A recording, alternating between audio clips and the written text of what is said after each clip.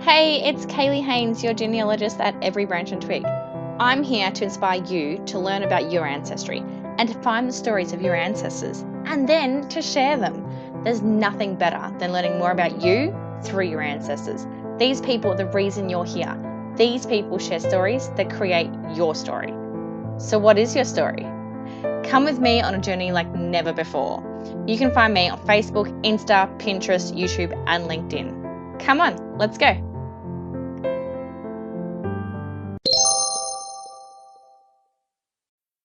Hey everyone, it's Kaeli here from Every Branch and Twig, and it has been a long time since I've been on. We've had a lot going on in our lives personally.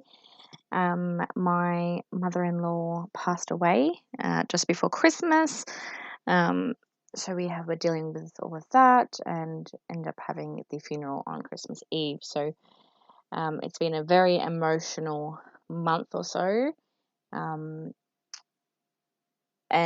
I just put work on the back burner. I was holding space for my husband, holding space for my children, whilst trying to grieve myself. I found that very difficult to do. And it's kind of what I wanted to talk about today is that you don't have to try and make others feel better in their grief. As long as you hold space and you let them grieve in their own way. Everyone grieves differently, we know this. For me, I grieve very personally. I don't grieve in front of others. I might shed a tear or two, but that messy grieving, that happens when no one else is around. Not even my husband is around for that. That's whether it's in the shower, just having a shower and bawling my eyes out in the shower, or if it's in the car when I've just dropped my kids off somewhere, or I've just left home to go to the shops or something. That's when I do my grieving. That's when I really process what has happened and what's been going on. For my husband, it's very much similar, but in a different way as well. He doesn't grieve in front of me. He's shed a few tears here and there again, but that really messy grieving hasn't happened in front of me, and I'm assuming that's kind of happened early days.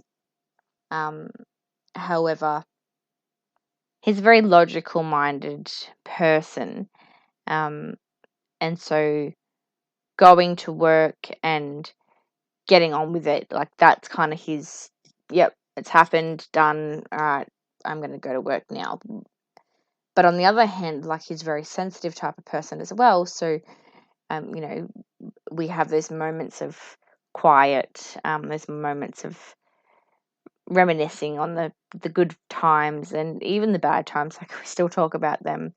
Our relationship with her was very up and down, and I guess probably for both of us, I know definitely for myself, now that she's gone, a lot of guilt is coming up around, oh, maybe I should have done this in that time. Maybe I should have done that. Maybe I should have said this, or maybe I should have suggested this. There's all these different things that are coming up, and there's a lot of guilt around different aspects. And, she was a big part of my life for the past 16 to 17 years.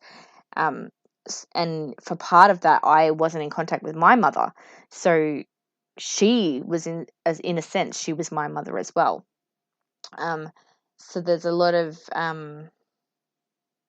reminiscing and going back and thinking about these things, and like I said, a lot there's parts of guilt are coming up around that too. So as long as we're holding space for others and we're letting them grieve in their own way whilst looking after ourselves, it sounds like it's a handful, and it can be. Like I said, I've been holding space for my husband and making sure that he's grieving and not bottling it up.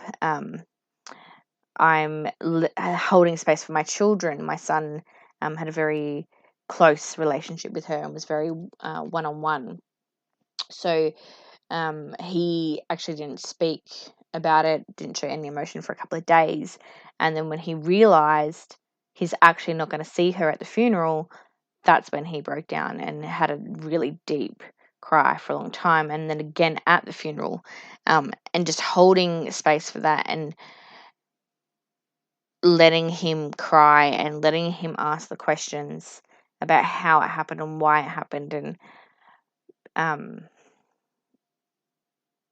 just answering the questions in a way that is age appropriate as well. He just needs to know the answers to the questions he has. My 4-year-old, at first we didn't think that she really understood it until just after the funeral. One night she decided to get out of bed and go rummaging through her toy box and found a little photo album that I had made for the kids when they were young. And there's a photo of her in there, so she had pulled that out and just sitting on her bed just staring at a photo of her nana, and had this sad look on her face. And it's very heartbreaking to watch your children grieve, and then trying to teach them that it's okay to be upset, but it's also okay to talk about her and be happy and think about the good times. I had a conversation with my son today whilst we're at the park. We were talking about how the fences at the park, some of them had gates to people's properties, and I had mentioned how that's the same as at Nana's house. She has the same. And my son said, "Can we not talk about Nana?" And I said, "Why don't you want to talk about Nana?" And he said, "Because she's not here anymore." And I had to explain to him that we can still talk about Nana. If he doesn't want to talk about Nana in that time, that's okay. But for myself, I need to talk about her like she's still here, and remember the good times and make sure that we don't forget this just the little things, like the fact that she had a gate on the back of her property that went to the park. And trying to explain that to him is that it's okay to talk about her, and every time we talk about her, it doesn't have to be sad. It can be happy. So whilst doing this and holding this space for my husband and my 2 children, and going through this heartbreak, not only of the fact that she's now gone, but the heartbreak of watching my children and my husband grieve someone who was very special to them, also trying to grieve myself, and hold space for myself. So making sure I'm, self-love, and I'm self-care and looking after myself. And I didn't do that for about a month, really, just under a month maybe. I bottled everything up. I had a tiny little cry once just after I found out, and I bottled everything up until the funeral, where I thought that I would then break down and have my deep emotional cry. But I didn't. I was crying more for the fact that my son was having a breakdown at the funeral. It was all about my son. After the funeral was done, that's when I started to grieve myself, and I started to do those shower cries and, in the car cries and away from my family. When someone very close to you passes, we lose ourselves. We are a different person. That person was a major part of our life, and that person's now gone. So we need to find out who it is that we are now. So for myself, I've just been spending more time on me, really. I've been taking my time in the mornings and making sure that I moisturize each morning. I'm getting up and making sure that I have a healthy breakfast, and I'm on a 6-week cleanse at the moment, which I'm slightly struggling with, because it is a gluten-free, dairy-free, very strict diet.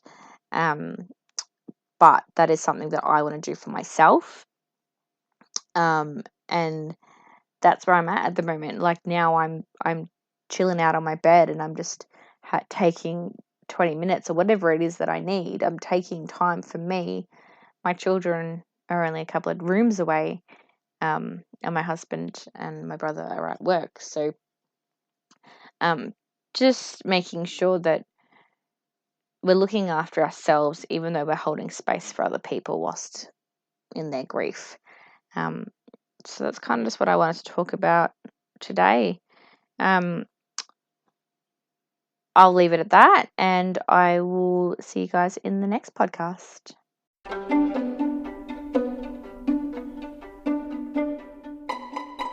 Thank you for listening. Please check out my socials. I'm on Facebook, Insta, Pinterest, Twitter, LinkedIn, and also check out my website over at www.everybranchandtwig.com. Speak to you soon.